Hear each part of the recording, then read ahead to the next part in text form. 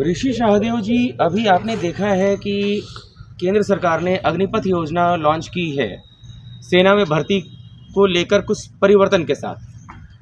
केंद्र सरकार का कहना है कि ये युवाओं के लिए अच्छा है, काफ़ी अच्छी योजना है।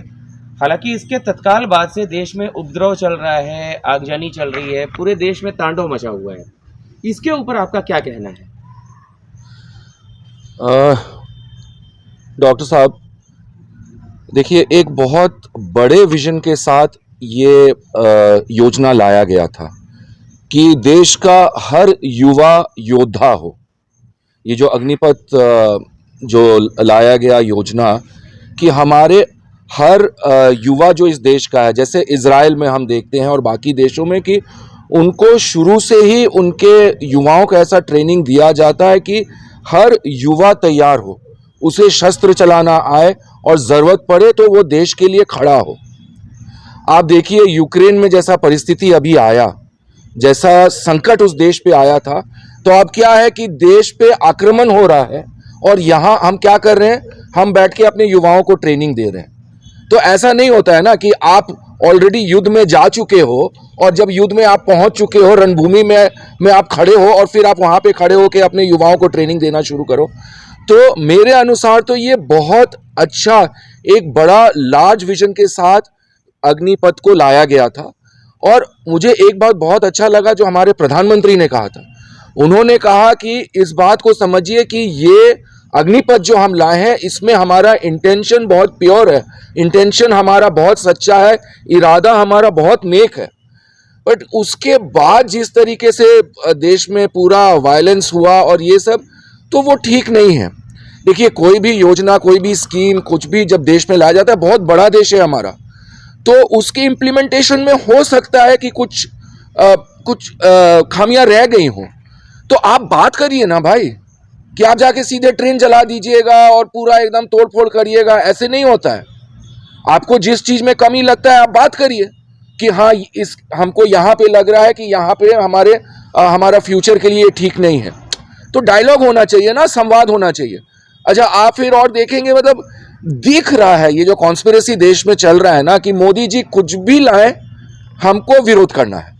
मतलब हम अपना माइंड सेट करके रखे हैं कि कोई भी देश के भलाई के लिए, देश को आगे बढ़ाने के लिए, देश के तरक्की के लिए कुछ भी मोदी जी लाए, हमको उसका विरोध करना है, क्योंकि हमारा एजेंडा ही कुछ और है।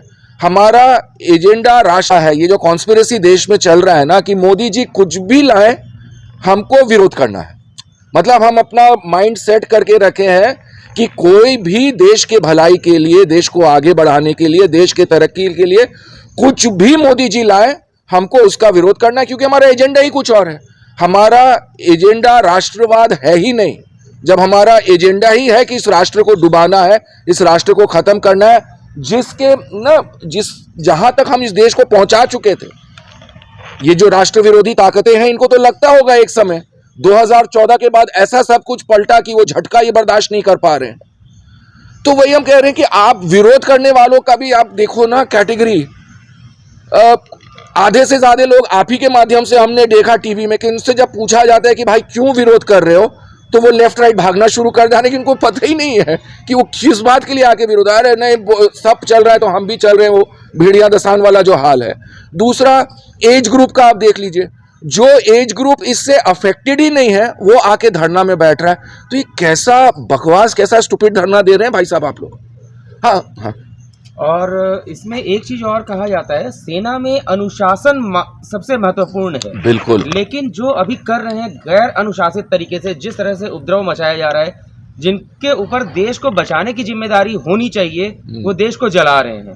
तो क्या इनमें से जो लोग इस उपद्रव में शामिल हैं, आपको लगता है कि ये सेना में भर्ती होने लायक भी हैं? बिल्कुल नहीं, बिल्कुल नहीं। ये देश में रहने लायक नहीं है। सेना का तो बात छोड़ दीजिए।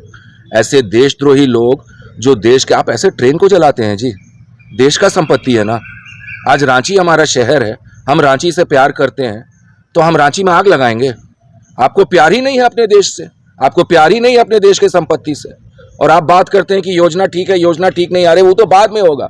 जो व्यक्ति देश को जला रहा है वो इस देश में रहने लायक नहीं है। कुल मिलाकर ये जो भी विरोध है वो राजनीति से प्रेरित है, ऐसा आप कहना चाहते हैं? राजनीति से प्रेरित है, और भी फैक्टर्स हैं यहाँ। जो एक वो एजेंडा चल रहा है ना देश को तोड़ने का, और टुकड़े गैंग, हाँ, टुकड़े टुकड़े गैंग टाइप्स के जो ये लोग हैं। और जैसा कि मैंने पहले भी कहा आपको विवेक जी, इनको बहुत झटका लग गया है। आप सोचिए ना, आप किसी मिशन को लेके आगे बढ़े और आपको लग रहा होगा एक समय कि मेरा मिशन पूरा होने वाला है, और उसके बाद आपको ऐसा झटका लगता है कि आप जीरो पे पहुंच गए हैं, तो ये लोग बौखला गए हैं।